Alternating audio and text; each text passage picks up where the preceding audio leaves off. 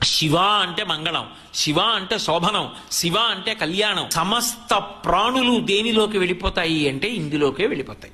అన్ని ప్రాణులు ఇందులోకే వెళ్ళిపోవాలి. బ్రతికున్నంత కాలం ఇంత గొప్పవాడని చెప్పి మా ఇంటికి రండి, మా ఇంటికి రండి, మా ఇంటికి రండి అంటారు. ఊపిరి ఒక్కటి ఆగిపోయింది అనుకోండి, మా ఇంట్లో ఒక్కరోజు పడుకోబెట్టండి అనేవాళ్ళు ఉంటారా? ఎవ్వరు ఉండరు.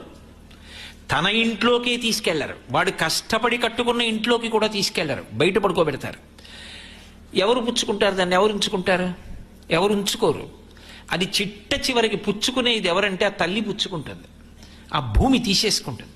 తీసేసుకున్నప్పుడు కూడా ఒకటి జ్ఞాపకం పెట్టుకోండి, వెళ్ళిపోయిన ప్రాణుల శరీరములను అలాగే వదిలేశాడు అనుకోండి శివుడు, అసలు దీని మీద అడుగు పెట్టి నడవగలమా మనం? ఇన్ని కళేబరాలతో నిండిపోయి ఉంటుంది.